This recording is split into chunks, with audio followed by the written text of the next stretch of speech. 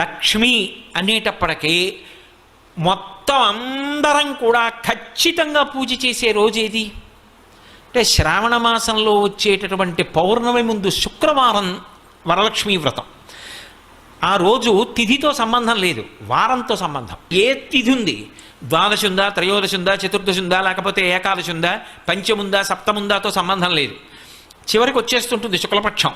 పౌర్ణమి ముందు శుక్రవారం ఏమొస్తుందో ఆ శుక్రవారం నాడు వరలక్ష్మీ వ్రతం చేస్తారు. వరలక్ష్మీ వ్రతం చెయ్యడానికి అసలు ఈ వ్రతం ఉన్నది అని మొట్టమొదట లక్ష్మీదేవి ఎవరికి చెప్పింది? చారుమతికి చెప్పింది. తెల్లవారు లేస్తే మనం కథ చదువుతాం. చారుమతి ఆ మాటకు అర్థం ఏమిటి? నిజానికి అద్భుతమైనటువంటి పేరు, ఆడపిల్లలకి పెట్టడానికి పరమయోగ్యమైనటువంటి పేరు చారుమతి. ఎంత చక్కటి పేరు! చారు అంటే సత్, మంచి అని, చాలా చక్కటి ఆలోచన కలిగినది, విశాల బుద్ధి కలిగినది. మతి బుద్ధి, మంచి బుద్ధి కలిగిన పిల్ల, దానికి అర్థం చారుమతి. చారుమతి నిద్రపోతుంది. నిద్రపోతున్నటువంటి చారుమతి కలలోకి వచ్చింది లక్ష్మీదేవి. వచ్చి కల్పం చెప్పింది, ఇలా చెయ్యి పూజమ్మా, నా పూజ నిన్ను అనుగ్రహిస్తానమ్మా అంది. ఎందుకు చెప్పింది అంటే వ్యాసుల వారు పురాణంలో కొన్ని విషయాలు చెప్పారు. చారుమతినే ఆవిడ ఎందుకు ఎంచుకుంది అంటే ఆవిడ పతివ్రత, మహాపతివ్రత. మహాపతివ్రత అంటే ఎప్పుడు భర్తని అనుగమిస్తుంది. ఏ పని చేసినా భర్త సంతోషిస్తాడా సంతోషించడా అది ఆలోచిస్తూ ఉంటుంది. ఆమెకి ఆ పతి శుశ్రూష యందు రత అంటే అంతకన్నా సంతోషం ఆవిడికి ఇంకొకటి లేదు. ఇంటి ఇల్లాలుగా 10 మందికి అన్నం పెట్టడంలో, 10 మందిని ఆదరించడంలో, ఆ ఇంటి యజమానికి కీర్తి తేవడంలో, ఆ ఇంటికి లక్ష్మీ కటాక్షం కల్పించడంలో ఒక ఇంటి ఇల్లాలికున్నటువంటి ప్రాముఖ్యత నిజానికి పురుషునికి లేదు. నేను పరమ సత్యం చెప్తున్నాను మీతో. పురుషుడిదా ఐశ్వర్యం, ఇంటి ఇల్లాలిదా అంటే ఐశ్వర్యము ఇల్లాలిదే. తెలిసి తెలియక అమాయకత్వంతో ఏదో తక్కువ అనుకుని మాట్లాడేస్తూ ఉంటారు. అసలు నిజానికి వాళ్ళకి వేసినంత పెద్దపీట పురుషుడికి శాస్త్రం వెయ్యలేదు. ఎందుచేత అంటే నా ఇంటికి ఒక అతిథి వచ్చాడు అనుకోండి, నా ఇంటికి అతిథి వస్తే ఆ అతిథి కడుపు నిండా అన్నం తిని వెళ్ళాడన్న తృప్తి నాకు దేని చేత కలుగుతుంది? నా పత్ని సంతోషంగా అన్నం వండి 4 పదార్థాలు చేసి వచ్చిన వాళ్ళకి కొసరి వడ్డించి కడుపు నిండా పెడితే ఆయన 4 మాటలు త్రేయించాడు అనుకోండి, ఆ త్రేణుపులు ఉన్నాయా అని వింటూ ఉంటాట పూజామందిరంలోంచి ఈశ్వరుడు. నన్ను నమ్ముకున్నవాడొకడు ఈ ఇంట్లో కూర్చుని త్రేయించాడు, కాళ్ళు కడుక్కుని చేతులు కడుక్కుని వెళ్ళాడు. ఆయన త్రేణుపు వినపడింది, దాన్ని లెక్కలోకి తీసుకుంటాట ఐశ్వర్యాన్ని నిలబెట్టడానికి. మనం తినడం కాదు, ఇంటికొచ్చిన అతిథి త్రేయించి వెళ్ళాడా? మీరు చెప్పండి, అది నా చేతిలో ఉందా, నా భార్య చేతిలో ఉందా? నేను ఇన్ని ఉపన్యాసాలు చెప్పచ్చు. ఇంటికొచ్చిన అతిథికి అన్నం, అయ్యా కూర్చోండి అన్నం వండుతానన్నాను అనుకోండి, ఆయన ఏమంటాడు? అయ్యో ఎందుకంటే ఏం పర్వాలేదు, నాకు వీళ్ళు కూడా తెలిసిన వాళ్ళు ఉన్నారు, తప్పకుండా రమ్మని నిగ్రహించారు, ఇంకొక మాట వస్తానులేండి అంటాడు. ఎందుకని? ఆవిడేమో కోపంగా అటు ఇటు తిరుగుతోంది అనుకోండి, రోజు ఎవడో వస్తాడు, ఏమిటి పిచ్చి కూడా అని. ఆయన వండుతానన్నాడు అనుకోండి, ఆ ఇంటి అతిథి అన్నం ఎందుకు తింటాడు? అదే అన్నయ్య గారు మీరు వెళ్ళడానికి వీలు లేదు, మీరు రావడం మా అదృష్టం, మీరు ఇవాళ చెల్లి చేతి భోజనం తిని వెళ్ళవలసిందే, అనుబంధం కూడా కలిపి నేను పెడతాను మీరు తినవలసిందే అని పరమోత్సాహంతో వండుతోందనుకోండి, వచ్చినవాడు కాళ్ళు కడుక్కుని చేతులు కడుక్కుని అనుష్ఠానం చేసుకుని వచ్చి ఆ భోజనానికి కూర్చుని సంతోషంగా తింటాడు. ఇప్పుడు నా ఇంట ఒక అతిథి అన్నం తినడం ఎవరి మీద ఆధారపడింది? ఆమె మీద ఆధారపడింది. అంతవరకు ఎందుకు? నా మేనల్లుడు, నా అన్నదమ్ముల బిడ్డలో వచ్చారనుకోండి, వస్తే వాళ్ళకి ఇంత పట్టెడు అన్నం పెట్టాలి, వాళ్ళ కడుపు నిండా తిని వెళ్ళాలి, పెదనాన్న ఇంటికి వచ్చామని, మామయ్య ఇంటికి వచ్చామని. ఎవరి చేతిలో ఉంది?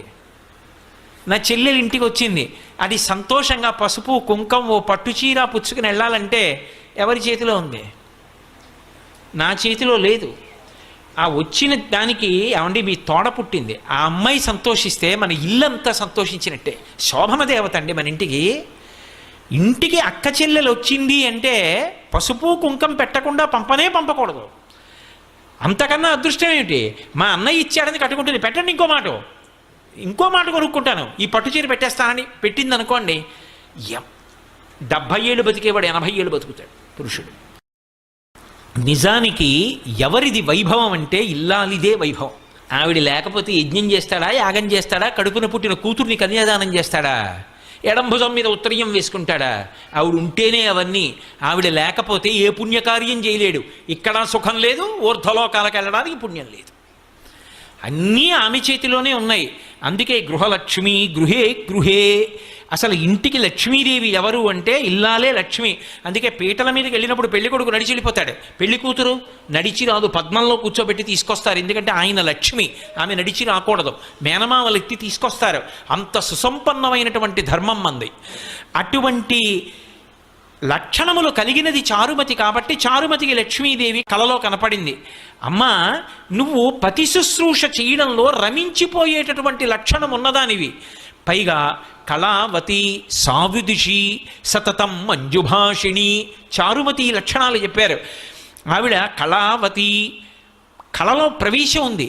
భర్తగారు పూజ చేసుకుంటున్నాడు అనుకోండి, నీరాజనం గంట వినిపించింది అనుకోండి, ఆవిడ వచ్చి కూర్చుంటుంది. గీతం శ్రావయామి అన్నాడు అనుకోండి, ఆయన చక్కగా ఆవిడ అక్కడ కూర్చుని ఓ కీర్తన పాడుతుంది. ఆవిడ కీర్తన పాడుతుంటే ఆయన అలా కూర్చుని అప్పటి వరకు పూజ చేసి ఉన్నాడు కదూ, కంజదలాయతాక్షి కామాక్షి అని పాడుతోంది అనుకోండి, ఆయన కళ్ళు మూసుకుని ఆ పాట వింటూ అప్పటి వరకు పూజ చేసి చేసి చేసి చేసి ఆర్ద్రతతో ఉన్నాడేమో. ఆ అమ్మవారు కుంజరగమని అంటే కామాక్షి శుక్రవార మంటపంలో అమ్మవారు నడిచి వెడుతుంటే కాళ్ళకి పెట్టుకున్న గజ్జెల చప్పుడు ఇక్కడ వింటూ మురిసిపోతాడు. ఇప్పుడు కళావతి ఆవిడకి ఒక పాట వచ్చు, పాడింది. ఆవిడికి వీణ వాయించడం వచ్చు, ఇవాళ పాట పాడింది. రేపు వాద్యం ఘోషయామి, కాసేపు వీణ వాయిస్తుంది. ఆయన పూజలో పక్కనే అనుగమిస్తుంది. అనుగమించి ఆయనకి ఏం కావాలో ఆయన అడగక్కర్లేదు, అలా అందిస్తుంది. ఇద్దరూ కలిసి తరించిపోతారు. అందుకు చిటికిన వేలు పట్టుకుని నడిచారు ఇద్దరు. అది జీవితంలో ఒక్కరోజు అలా అనుభవించింది లేదనుకోండి, ఏమి దాంపత్యం అని అలా దాంపత్యం. ఒక్కరోజు అలా కూర్చుని పూజ చెయ్యలేదు, అలా ఆయన అడగలేదు, ఆవిడ ఇవ్వలేదు.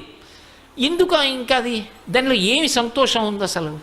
కాబట్టి కళావతి సావిదుషి, ఆమె మంచి ఆలోచన చెప్తుంది. పక్షపాత బుద్ధి లేదు, మా వాళ్ళు మీ వాళ్ళు అన్న బుద్ధితో ఉండదు. మంచి బుద్ధితో ఆలోచిస్తుంది. ఇవి చేస్తే మా ఆయన కీర్తి నిలబడుతుంది, ఆయన వృద్ధిలోకి వస్తారు, ఆయన ఆయువు నిలబడుతుంది. కాబట్టి నేను ఆయనకి ఈ సలహా చెప్పాలి. మంచి ఆలోచనలు చెప్తుంది. సావిదుషి సతతం మంజుభాషిణి.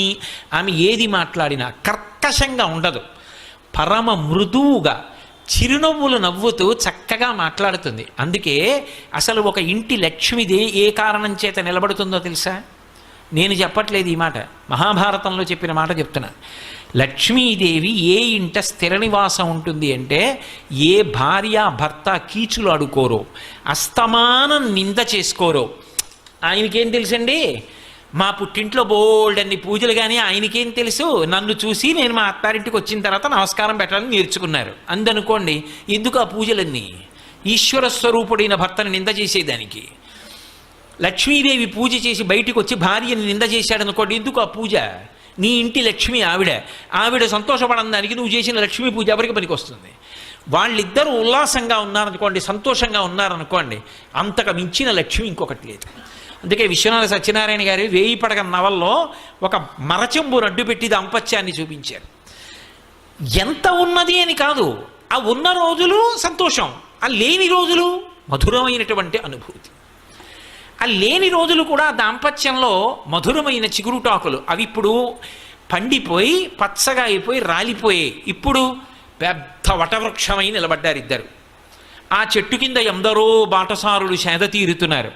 కానీ వాళ్ళు అలా వృద్ధిలోకి రావడానికి కారణం వాళ్ళిద్దరి మధ్య ఉన్న అన్యోన్యత, ఆ సంతోషం, ఆ ప్రేమ, ఒకరి మీద ఒకరికి ఉన్నటువంటి ఆ నిండుతనం, దాని చేత లక్ష్మీదేవి నిలబడుతుంది తప్ప అసలు భార్యాభర్తలు ఇద్దరూ అస్తమానం దెబ్బలాడుకునే చోట లక్ష్మీదేవి నిలబడదు.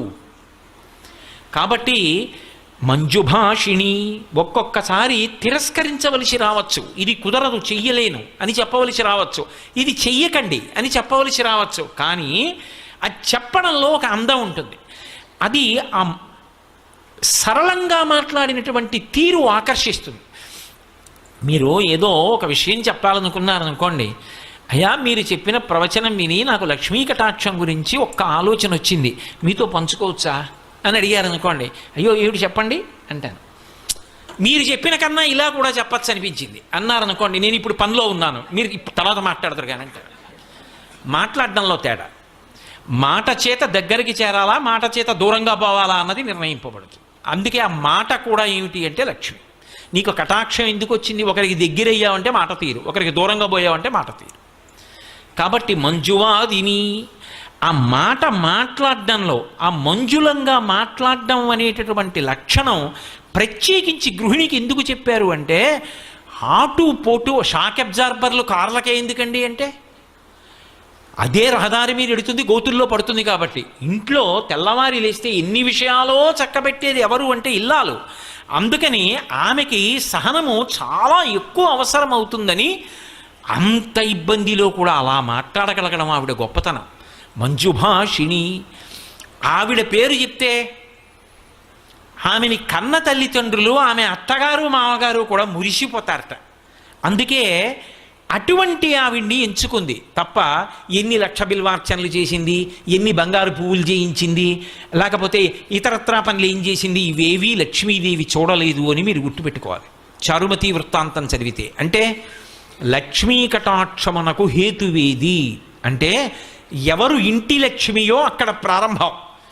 ఇప్పుడు ఆవిడ వరలక్ష్మీ వ్రతం ఇలా చెయ్యమ్మా అని చెప్పింది. వరలక్ష్మీ వ్రతం ఇలా చెయ్యమ్మా అని చెప్తే చారుమతి ఏం చేయాలి?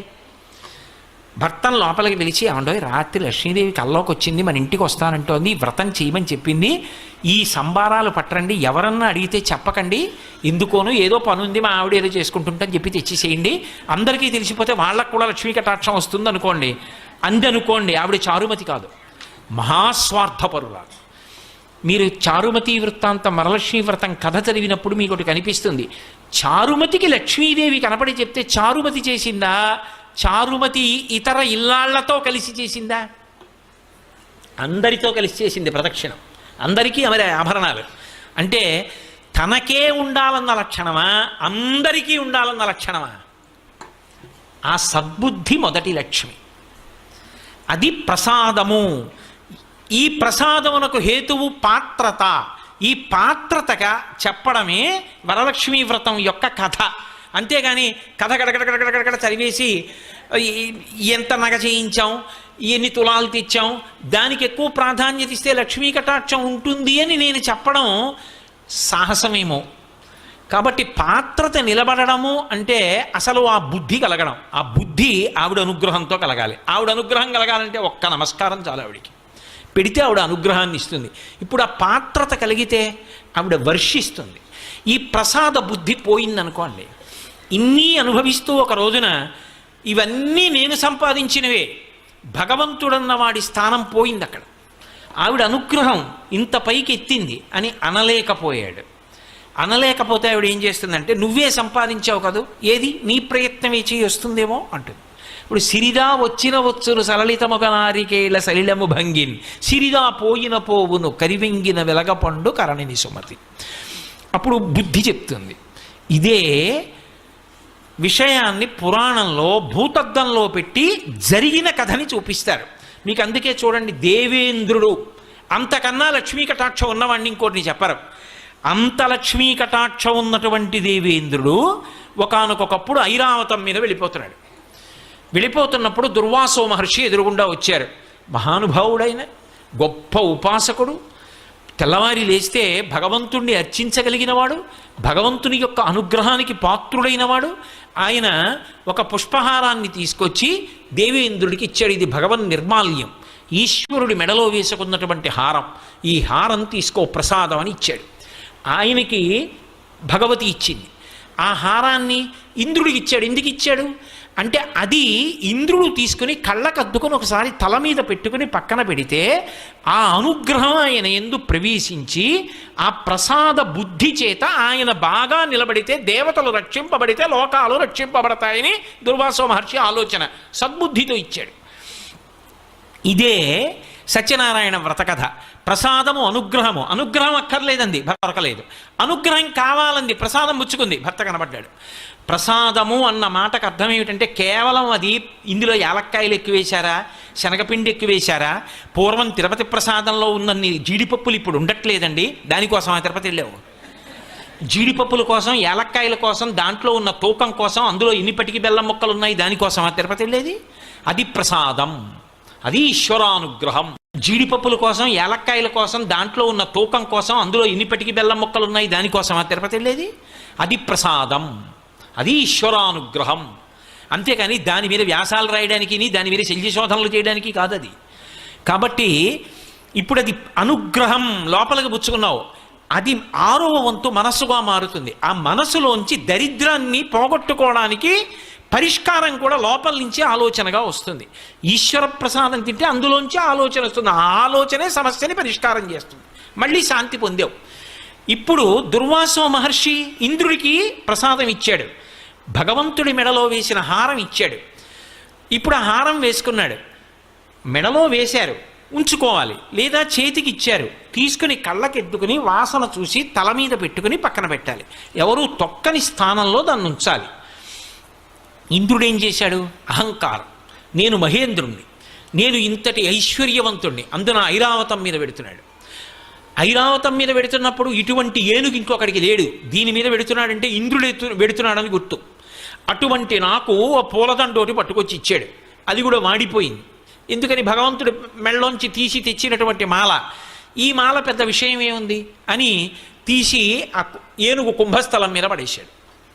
ఇప్పటికీ మనం చూడాలా, దేవాలయంలో భగవంతుడి మెడలో హారం తీసి వచ్చిన వాళ్ళకి ఇస్తే వాళ్ళు తీసుకెళ్ళి కారుకు కట్టుకుంటారు. ఇంద్రుడు ఏనుగు మీద పారేయడానికి ఎక్కొచ్చిన కారుకి భగవంతుడి మెడలో ఉన్న హారం కట్టుకున్న వాడికి ఏమిటి తేడా? ఒకటే. కాబట్టి ఇప్పుడు ఏమైంది? ఆ ఏనుక్కి ఏం తెలుస్తుంది? ప్రసాదం ఏనుక్కి తెలియదుగా, అది తొండం పెట్టి లాగింది పూలహారం, అది తినదది. కాబట్టి అదేం చేసింది? దానిది చాంచల్య బుద్ధి, అది కింద పారేసి కాలుతో తొక్కింది. చూశాడు దుర్వాసో మహర్షి, ప్రసాద తిరస్కారం చేశావు, నేను తెచ్చినది ఏమిటో నీకు అర్థం కాలేదు. ఏ ప్రసాదాన్ని తిరస్కరించావో దాని ఫలితం నీకు లక్ష్మీ కటాక్షం ఉండకూడదు, భ్రంశం అయిపోవాలన్నాడు. లక్ష్మి సముద్రమునందు కలిసిపోవుగాక అన్నాడు. అంతే, ఇంద్రుడి యొక్క లక్ష్మి అంతా వెళ్ళిపోయింది. ఇంద్రుడి లక్ష్మి వెళ్ళిపోయింది అనడానికి గుర్తులు చెప్పాడు ఇంద్రుడు వచ్చి గురువుగారి దగ్గర. ఆయన ఏం చెప్పాడంటే, మొదటి మాట ఏం చెప్పాడంటే, దేవతల యందు ఉత్సాహము నశించిపోయింది అన్నాడు. ఇది మీరు బాగా పట్టుకోవాలి. ఇప్పుడు సముద్రంలో లక్ష్మి వెళ్ళిపోతే ఇంద్రుడు ఏం చెప్పాడంటే, ఉత్సాహం పోయింది దేవతల్లో అన్నాడు. అసలు ఐశ్వర్యములకన్నిటికీ కూడా ప్రధానంగా ఆలంబనం ఎక్కడుంటుంది అంటే ఉత్సాహంలో ఉంటుంది. ఒకసారి వస్తుంది, ఒకసారి పోతుంది, ఒకసారి కష్టం వస్తుంది, ఒకసారి సుఖం వస్తుంది. కానీ ప్రయత్నమునందు ఊంచుకుని నిలబడగలిగిన వాడెవరో వాడు మాత్రం జీవితంలో విజయాన్ని సాధిస్తాడు. అందుకే మీరు చూడండి, ఎప్పుడూ కూడా భగవంతుడి దగ్గరికి వెళ్ళి శ్రీ సూక్తం చెప్పినప్పుడు పూర్తి చేసేటప్పుడు ఒక మాట చెప్తారు, సిద్ధలక్ష్మీర్ మోక్షలక్ష్మీర్ జయలక్ష్మీ సరస్వతి శ్రీర్లక్ష్మీర్ వరలక్ష్మీశ్చ ప్రసన్నా మమ సర్వదా అని చెప్తారు. 6 లక్ష్ముల్ని చెప్పింది వేదం. ఈ 6 ఉన్నటువంటి ఆదిలక్ష్మి నన్ను అనుగ్రహించుగాక. ఏవి ఆ 6 రూపాలు? నే చెప్పినవి కావు, శ్రీ సూక్తం వేదప్రోక్తం, వేదం చెప్పిన లక్ష్ములు. అవి మొట్టమొదటిది సిద్ధలక్ష్మి, మోక్షలక్ష్మి, జయలక్ష్మి, సరస్వతి, శ్రీర్లక్ష్మి, వరలక్ష్మీశ్చ ప్రసన్నా మమ సర్వదా. నా యందు ఎప్పుడూ అనుగ్రహమును కటాక్షించుగాక. లక్ష్మి యొక్క ఈ 6 రూపములు. ఇందులో చిట్ట చివర చెప్పబడిన లక్ష్మి వరలక్ష్మి. మీరు ఎందుకు ఈ క్రమాన్ని వాడింది వేదం? ఇలాగే ఎందుకు చెప్పాలి? శ్రీ సూక్తంలో ఈ లక్ష్ముల యొక్క స్థానాల్ని మార్చి చెప్పకూడదా? కాదు, ఇందులో పూల దండ గుదిగుచ్చినట్టు అంతర్లీనమైన రహస్యం ఒకటి ఉంది. సిద్ధలక్ష్మి, ఒక కార్యం సిద్ధించిందండి అంటాడు. అమ్మయ్యా, మొత్తానికి సిద్ధించిందండి అంటాడు. అందుకే విఘ్నేశ్వరుడు భార్యల్లో సిద్ధి బుద్ధి. సిద్ధించింది అంటే దాని అర్థం ఏమిటో తెలుసా? నేను అనుకున్నటువంటి కార్యం పూర్తయిపోయింది. నేను అనుకున్న కార్యానికి మొట్టమొదటి రూపం ఏమిటి? సంకల్పం కదా. ఇప్పుడు నేను ఇక్కడ ప్రవచనం చెయ్యాలి అనుకున్నాను, ఈ ప్రవచనం చెయ్యాలి అని నేను ఇక్కడికి బయలుదేరి వచ్చినప్పుడు మొట్టమొదట దానికి అంకురం ఏమిటి అంటే ఒక సంకల్పం. ఈ సంకల్పం చెయ్యడానికి వచ్చినప్పుడు అసలు లక్ష్మీ కటాక్షం గురించి చెప్పడానికి నీకు అర్హత ఉందా? ప్రతిబంధకాన్ని తట్టుకున్న ఉత్సాహం ఉంటే కదా నువ్వు నిలబడ్డానికి అర్హుడివి. నీకే లేని నువ్వు ఎలా పంచిపెడతావు? ఓ పరీక్ష ఉంటుంది. ఏమిటా పరీక్ష? ఒంటి నిండా ముక్కులోకి, చెవుల్లోకి, కళ్ళల్లోకి కూడా దీపపు పురుగులు వెళ్ళచ్చు. ప్రతిబంధకం దాటగలవా? దాటి మనసు నిలబెట్టగలవా? అమ్మో నేను చెప్పలేనండి అన్నావు అనుకోండి, అన్నీ బాగుంటే చెప్తావా? ఈ ఉత్సాహం లేని వాడికి నువ్వెలా చెప్తావు లక్ష్మీ కటాక్షం గురించి? కాదు, అవన్నీ ఉన్నా నాకు ఆవిడ గురించి చెప్పేటప్పుడు జ్ఞాపకానికి రావు. నాకు ఆవిడ గురించే మనసు నిలబడుతుంది. ఏమి ఉండనివ్వండి, ఎన్ని ఖర్చీనివ్వండి, నాకు ఆ చెప్పుకోవడం సంతోషం, 2 గంటలు చెప్పవలసిందే, నేను వెళ్ళను వెనక్కి అన్నాను అనుకోండి, ఆవిడ అనుగ్రహిస్తుంది, చెప్పిస్తానంటూ అని పక్కన కూర్చుని చెప్పిస్తుంది. కాబట్టి ఇప్పుడు ఉద్ధాన పతనాలు అంటే ఒక సంకల్పం మొదలై సంకల్పానికి ఆటుపోటు వస్తాయి. ఒకటి కలిసి వస్తుంది, ఒకటి ప్రతిబంధకం వస్తుంది.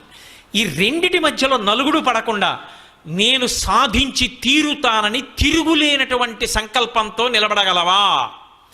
ఆ నిలబడగలిగితే సంకల్పం పూర్తయిపోతుంది.